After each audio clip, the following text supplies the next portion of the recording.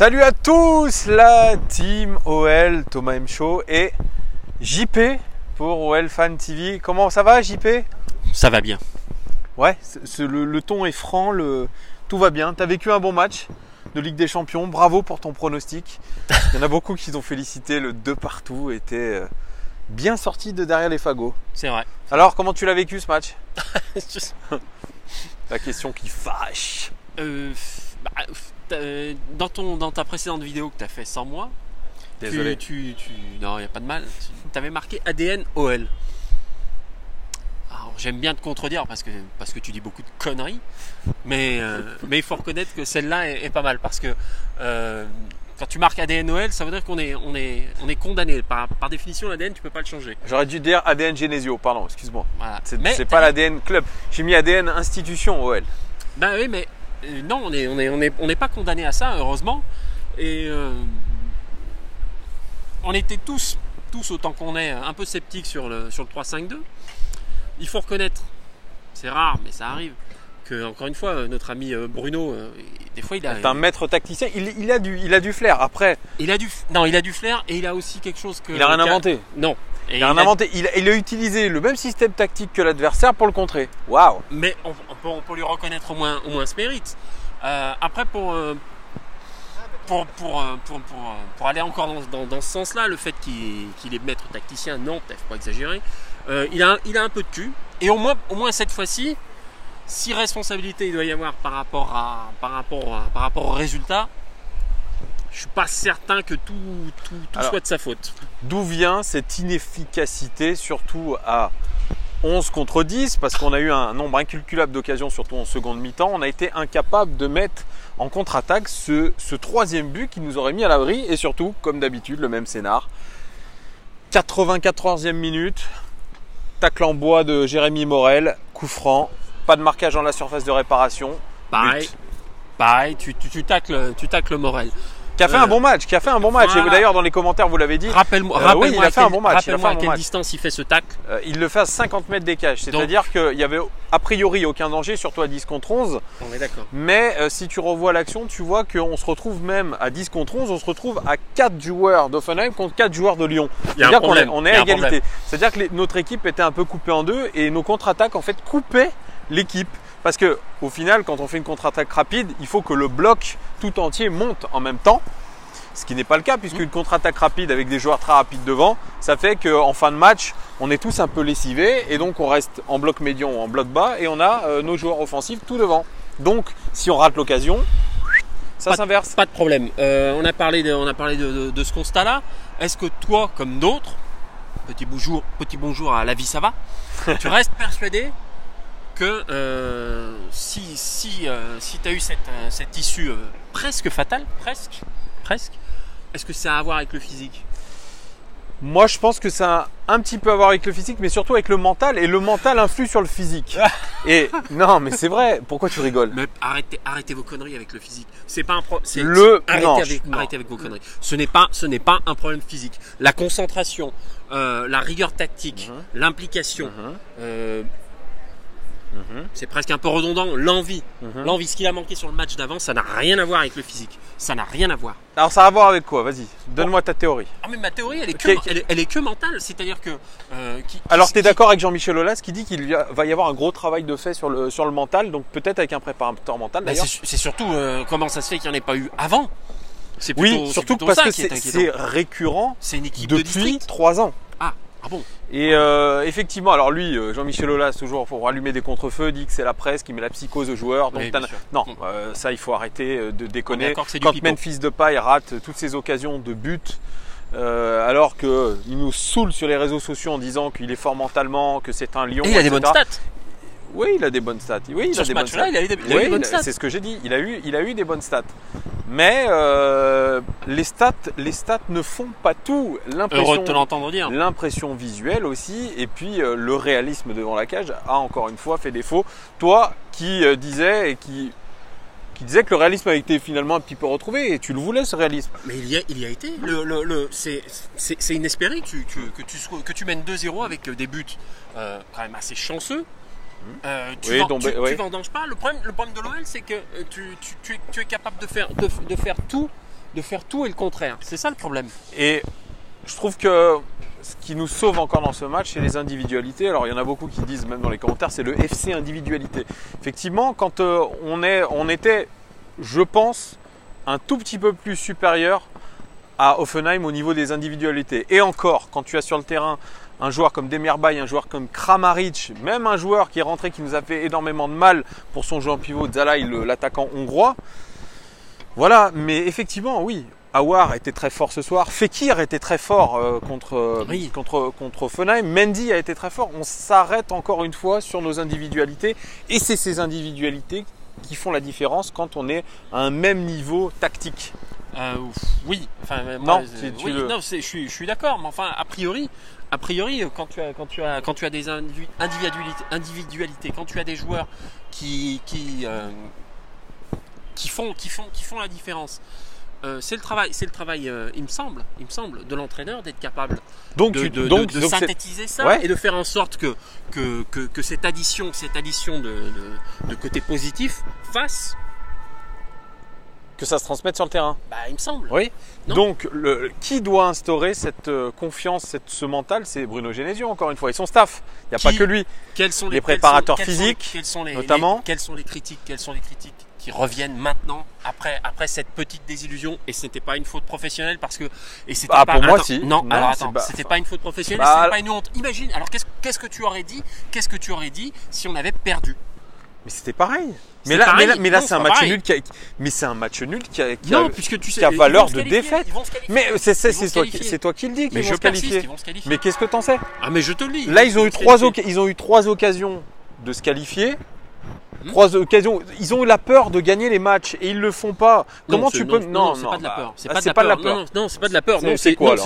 C'est juste que c'est trois fois le même scénario. Non, mais c'est pas de la peur. C'est simplement que t'as des carences de concentration, t'as des carences. Ouais, mais elles viennent d'où? C'est toujours les mêmes. T'as beau changer, regarde le progrès, il faisait le rétexte de tous les défenseurs centraux qu'il y a eu à l'OL. Le constat est le même.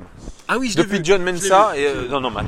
C'est le constat est le même. On n'arrive pas à trouver une défense centrale solide, mais encore une fois, je pense, c'est des carences évidemment mentales. On ne va pas remettre en question les qualités techniques des joueurs parce qu'elles sont là.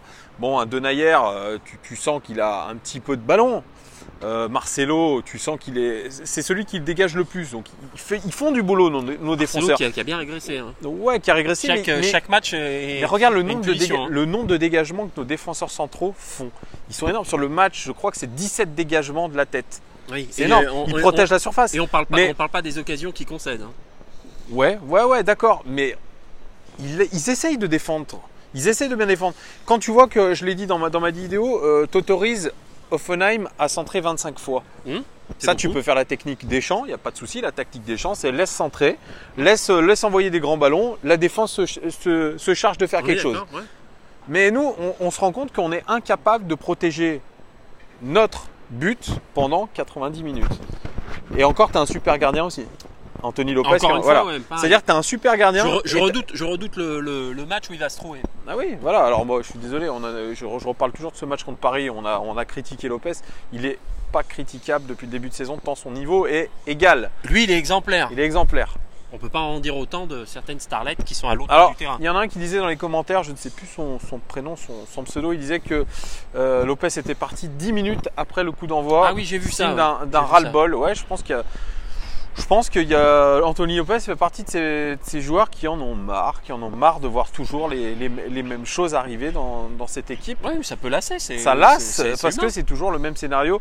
Ça me rappelle le coup de gueule de Lloris dans les vestiaires de Nice. Ah oui, quand il jouait à l'Olympique Lyonnais, quand on s'était fait rejoindre au score, ça avait été mémorable. Lui qui sort jamais, qui a l'air assez calme. Et effectivement, on a eu quand même des périodes avant Bruno Genesio où on se faisait rejoindre aussi. C'est pour ça que je parlais d'ADN OL. Tu vois, toi tu me dis ADN Genesio, mais l'OL a toujours eu un peu. Tu vois, c'est ce genre. Tu vois, quand Rémi Garde était là et que on était en bonne situation pour se qualifier et qu'on face à l'Hapoel Nicosie et qu'au final, voilà. M'écoute pas. Quand je te dis que je trouvais le terme ADN mal choisi, c'est que l'ADN tu peux pas le changer. Et moi je te dis que ça, tu peux le changer. Comment tu peux le changer? Mais comment tu peux le changer? Mais tu peux le changer par celui qui va impulser et qui va donner une direction. Et qui? Il faut un leader, on en a parlé, mais les leaders c'est qui? Mais non, mais tu les as pas. Mais ça fait des semaines, voire des mois qu'on dit que ça manque. Ça remonte actuellement au niveau de la lassitude. Il n'y a pas que Lopez qui doit être lassé. Les supporters aussi sont lassés. Oui. C'est maintenant que remonte entre guillemets tous les défauts et tout ce dont il y a à se plaindre. Un mercato qui n'est pas vraiment ce qu'on espérait. Tout à fait. Les carences individuelles, le manque d'implication. Tout à fait. Tout ça, c'est pas très nouveau. Non, c'est pas très nouveau, mais il va falloir changer tout ça et assez rapidement parce que là, on va enchaîner sur le match contre Guingamp qui a lieu demain, qui a lieu à Guingamp et on sait qu'en terre guingampaise, on n'a pas souvent été gagnant. Ouais, tu vas voir le dernier du championnat. C'est le dernier du championnat, 20e. Comboiré a été licencié. Remplacé par le revenant Justice Back sur le site internet de l'En-Avant Guingamp. Je te disais tout à l'heure, ça me faisait penser au retour de Paul Pogba à Manchester, Pogback. Voilà, ils ont voulu faire un espèce de... Ouais, voilà. Bref, un peu marketing. Tu aurais vu Gourvenec à Lyon, toi? À une époque, j'y avais pensé, mais bon, pour moi, c'est pas un entraîneur au niveau, c'est un entraîneur qui connaît bien. C'est vrai que j'ai les yeux à comparer. Ouais, mais lui, il connaît. Voilà, c'est un entraîneur du cru pour Guingamp. C'est un entraîneur qui connaît la maison. C'est un entraîneur. Voilà, on fait revenir quelqu'un qui connaît la baraque et qui sait peut-être gérer une situation de crise pour le L'En-Avant Guingamp. Oui, L'En-Avant Guingamp qui a fait quand même une saison dernière pas trop mal, hein, avec notamment Clément Grenier qui était passé par là-bas. Là, cette saison, c'est très compliqué. J'ai des petites statistiques. Je sais qu'il y en a qui n'aiment pas les statistiques que je donne. Non, mais c'est pas qu'ils les aiment pas. Ouais, il y en a trop. Il y en a trop. Là, j'en donne un petit peu quand même. Vas-y. Au niveau des expected goals, L'En-Avant Guingamp aurait dû marquer 12 buts. Ils en ont marqué 7. Ils sont donc en sous-performance. Ils auraient dû en encaisser 16. Ils en ont réellement encaissé 24. Donc, ils sont en surperformance défensive. Donc, tu vois qu'ils sont en sous-perf offensivement et en surperf défensive, tu vois, d'une équipe qui est capable quand même, je pense, qui est capable de réagir. Parce que tu sais, quand tu es en grosse sous-performance défensive, oui, si. L'adversaire, t'y penses pas. Et la question est juste de savoir si l'OL est le club idéal pour relancer une équipe qui va mal. C'est juste ça la question. On va voir avec l'électrochoc, tu sais, le fameux électrochoc de l'entraîneur qui arrive, qui n'a pas eu lieu à Monaco avec Thierry Henry, on le reprécise. Qui a eu lieu à Nantes par contre. Qui a eu lieu à Nantes avec Ali Lodzik. D'ailleurs, ils ont pris, c'est leur dernier résultat, c'est 5-0 contre Nantes hein, quand même. Hein. Oui. Donc ça fait mal avec une organisation en 5-5-1.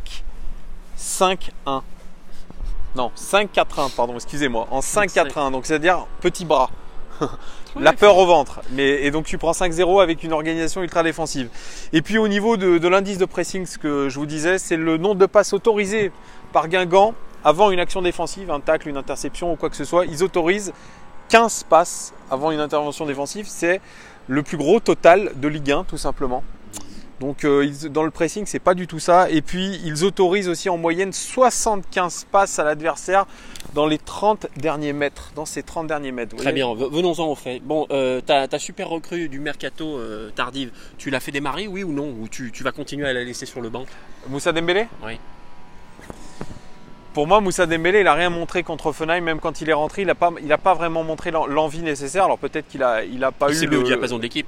Ouais, il s'est mis au diapason, mais ce que j'attends moi d'un mec qui rentre, c'est un mec qui fasse la diff. Alors bien sûr, le dernier match qu'il a fait titulaire, il était contre Bordeaux, il était minable. Donc je pense que lui, ce qui l'énerve, c'est surtout de faire le yo-yo entre le banc et la place de titulaire sur le terrain. Lui, je pense qu'il aimerait enchaîner. Mais tous les joueurs veulent enchaîner. Excuse-moi Thomas, là, mais là je suis obligé. C'est complètement con ce que tu viens de dire. Tous les joueurs veulent enchaîner. Tu connais un joueur qui veut jouer un match sur deux, toi? Ouais, mais si Bruno Genesio le met sur le banc, c'est qu'il trouve que peut-être son implication n'est pas forcément toujours constante. Oui, ou peut-être qu'il s'adapte aussi en fonction de ce qu'il a envie de faire et de comment il veut orienter son match. Est-ce qu'il va vouloir utiliser entre guillemets sa vitesse? Est-ce qu'il va préférer peser dans la surface? Est-ce qu'il va enfin se décider à... Qu'est-ce qu'il va faire à ton avis au niveau tactique? Franchement, est-ce qu'il va réutiliser le 3-5 non, a priori non. Ça n'a rien à voir. C'est pas du tout le même contexte. Donc il y a 2-3-1 classique. Probablement parce que le 3-5-2 qu'on a vu était clairement la réponse à ce qui s'était passé au match aller et il fallait absolument bloquer leurs latéraux. Ça a plutôt bien réussi. Mais pourquoi tu l'utiliserais pas plus plus longtemps ce système. Et pourquoi tu le testerais pas sur 2-3 tu le roderais pas plus? Offenheim joue tout le temps comme ça, par exemple. Est-ce que au final, tu t'adaptes pas plus aux qualités de notre équipe avec un système comme ça, avec des latéraux qui sont très très hauts? Peut-être. Beaucoup plus libre. Avec 3 défenseurs, tu fais jouer quand même Morel, qui au moins, voilà. Peut-être. Je se remet dans le jeu. Est-ce que ça passer à 5 défenseurs en situation défensive, ça te rassure pas plus? Enfin, je sais pas. Ouais, ce qui a manqué, juste, c'est le réalisme. Hein. Si tu mets du réalisme dans ce système-là, tu gagnes facilement, même 3-4-0 contre Offenheim. Non, mais d'accord. Alors, c'est ça. Qu'est-ce que va faire Bruno Genesio? C'est la vérité de ce match-là. C'est très difficile. Soit il va persister entre guillemets et se dire ce système-là m'a apporté certaines garanties. Et effectivement, l'évolution du score et le résultat est pas révélateur de ce qu'on a pu faire et des choses qu'on a pu montrer. Oui, sauf que il y a le paramètre OL, c'est l'implication et l'envie. Tu peux mettre tous les systèmes que tu veux. Et si tu te retrouves encore avec une motivation digne d'un dimanche matin de novembre avec de la pluie et de la neige, je suis désolé, tu n'y arriveras pas. J'ai donné un mot-clé que j'ai répété dans mon autre vidéo, c'est détermination. On a besoin de joueurs déterminés et j'ai peur que le match face à Offenheim leur ait mis encore un autre coup de bambou et que finalement on tombe contre la plus faible équipe du championnat et que là, pareil, les guibolles elles tremblent un peu encore en se disant merde, la peur de gagner, la peur de remplir l'objectif. De gagner de quoi? Parce que derrière, tu as une trêve internationale, on sait très bien que les trêves internationales, bon, c'est jamais bon de conclure avant la trêve internationale par un mauvais résultat. Tu vas trouver des excuses pendant combien de temps? C'est avant la trêve, c'est après la trêve. C'est pas une excuse que je te donne. Non, c'est pas ce que je te dis. C'est pas des explications, c'est des excuses. C'est le scénario potentiel. C'est le scénario potentiel. Non. Mais est-ce que tu as confiance en l'Olympique Lyonnais, toi, pour demain? J'ai pas le choix d'avoir confiance ou de pas avoir confiance pour une raison très simple, c'est que j'aimerais savoir ce que va faire l'équipe et qui va être aligné. Qu'est-ce que va être les intentions et l'idée du déroulé du match. Les fondamentaux, comme dit Bruno Genesio. Pas simplement les fondamentaux. Ne serait-ce que de dire, par exemple, effectivement, je vais réaligner les mêmes joueurs qui ont débuté, la même compo, et je vais me dire. Même avec Depay, tu le remets malgré son match pourri? Alors, le problème tu mets Dembélé plutôt. Donc ça veut dire que tu repunis Memphis. En même temps, moi j'ai plutôt l'impression que Memphis se punit tout seul. Il a besoin de personne pour ça. Je crois que voilà. Bon, enfin bref, on en arrive. Ça fait 17 minutes qu'on parle. C'est vrai qu'on parle beaucoup. Excusez-nous, c'est un peu trop. Pronostic, Jean-Paul, pour le match de demain. Pronostic. T'as du nez, regarde, tu touches le nez, ça veut dire que t'as du nez là. Ouais, très drôle. 3-1.